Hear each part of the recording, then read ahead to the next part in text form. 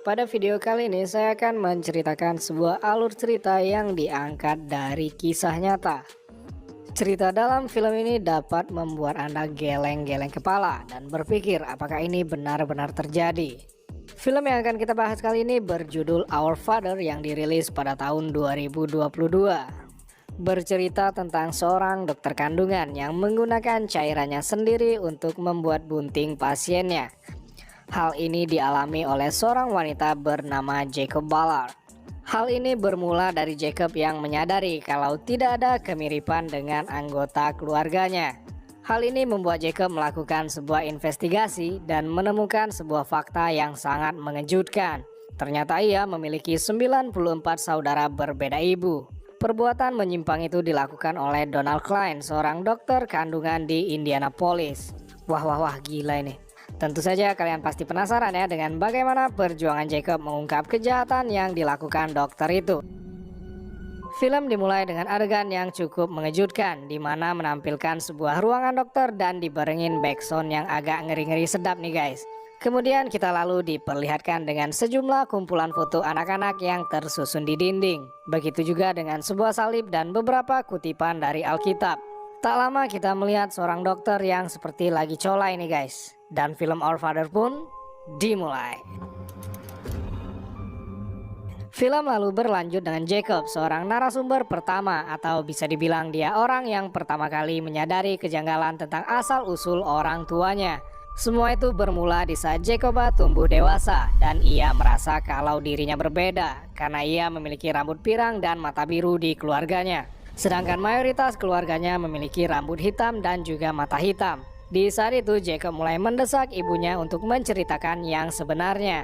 Di umur 10 tahun Jacob pun mengetahui kalau dirinya berasal dari donor sperma. Kemudian scene berpindah ke Debbie yang merupakan ibu dari Jacob. Di sini ia menceritakan awal mula ia menemui Dr. Klein. Tepatnya hal itu terjadi pada tahun 1979. Alasannya mengunjungi Klein untuk melakukan inseminasi buatan. Hal itu dilakukan tentu saja karena suaminya memiliki masalah dengan kesuburan. Dan pada suatu hari, tepatnya di tahun 1999, Jacob mencoba untuk mendatangi Klein untuk mencari alamat pendonor itu. Tapi Klein tidak memberikannya dengan alasan kalau arsip ibu Jacob sudah dimusnahkan. Dan pada tahun 2014, tepatnya ketika ia berumur 35 tahun, ia memutuskan untuk melakukan tes DNA. Karena ia yakin kalau dirinya setidaknya punya 1 atau 2 saudara di luar sana. Tepatnya pada musim gugur di tahun yang sama, Jacob mendapat hasil tes DNA miliknya. Jacob cukup terkejut ketika mengetahui kalau ia memiliki 7 saudara yang terikat dengannya. Karena fakta yang ia temukan, akhirnya Jacob melakukan investigasinya sendiri. Seiring berjalannya waktu, Jacob berhasil menghubungi beberapa saudaranya. Dan dari pencarian yang mereka lakukan, mereka meyakini kalau Klein kemungkinan besar adalah ayah biologis mereka. Karena hal itulah Jacob menghubungi Kejaksaan Agung untuk melaporkan tindakan yang sudah dilakukan Klein. Namun tak ada jawaban yang diterima Jacob. Bahkan Jacob mencoba menghubungi kantor berita besar untuk mengangkat kisahnya itu.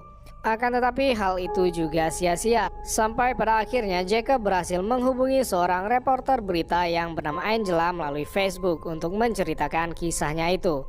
Satu persatu saudara Jacob berhasil ditemukan. Salah satunya adalah Julia, seorang wanita yang juga baru mengetahui hal itu melalui berita yang mulai mengangkat cerita Jacob. Pada suatu hari mereka pernah bertemu langsung dengan Klein. Tapi mereka terkejut karena Klein bersikap dingin dan tak menganggap mereka sebagai anaknya. Satu pesan yang disampaikan Klein pada pertemuan itu, yang mana Klein berkata kalau mereka tidak lebih dari 15 saudara.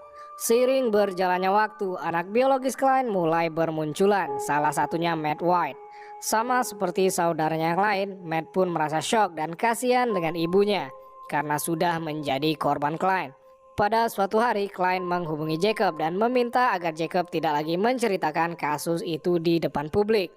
Hal itu dikarenakan Klein takut akan kehilangan istri dan juga pekerjaannya serta merusak nama baiknya. Jelas saja Jacob menolak permintaan Klein tersebut.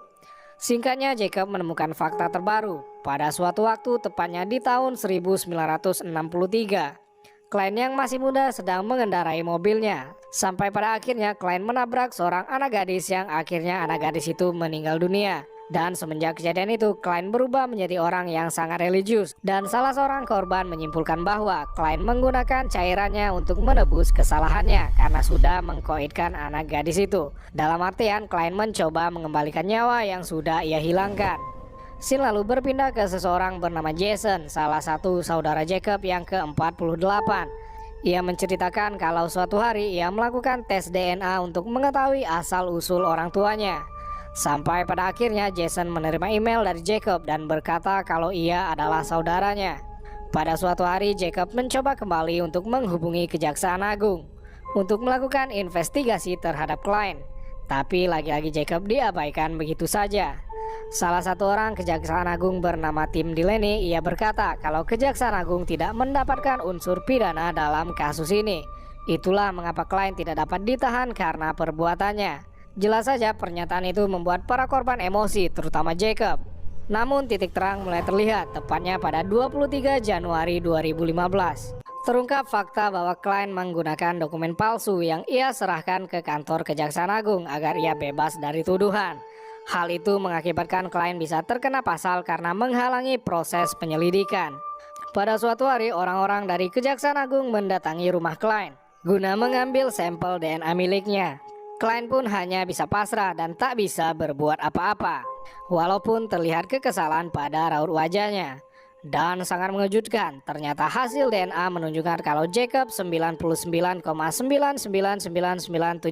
adalah anak dari Klein. Mulai dari saat itu, kasus Klein pun ditindak dengan lebih serius. Singkat cerita, persidangan kasus itu pun bergulir. Jacob pun akhirnya merasa puas karena Klein dapat hukuman. Walaupun pasal yang didapat Klein bukan karena kasus pelecehan, melainkan kasus pemalsuan dokumen yang sebelumnya Klein lakukan. Di sini Jacob diberikan izin untuk memberikan pernyataan dampak dari korban. Namun sayangnya Jacob malah memberikan pernyataan yang tak seharusnya ia ucapkan. Yang mana tim juga sebelumnya sudah mencoret beberapa kata yang tak harus diucapkan oleh Jacob. Tapi Jacob malah mengatakannya. Hal itu malah mengakibatkan Jacob kalah di persidangan. Sementara Klein hanya mendapat hukuman percobaan dan denda $500. Kini kita sampai dengan saudara ke-61, yaitu Alison Kramer. Awalnya Alison tidak terlalu peduli dengan email yang ia terima dari Jacob. Sampai pada suatu hari, tepatnya pada 29 Desember 2019. Di acara Dr. Phil, Alison mulai menyadari kebenaran begitu melihat Jacob di acara tersebut dan menceritakan kisah Dr. Klein. Dan film pun ditutup dengan sebuah informasi yang mengatakan bahwa pada tahun 2018, para ibu dan saudara itu berhasil meloloskan undang-undang di Indiana membuat pendonor gelap inseminasi ilegal. Setelah kejadian itu, 44 dokter lain telah ditemukan menggunakan cairan mereka sendiri. Dan semenjak film ini dibuat, ada 94 orang bersaudara keturunan Klein. Wah, bisa jadi lebih tapi ini ya. Dan film pun berakhir.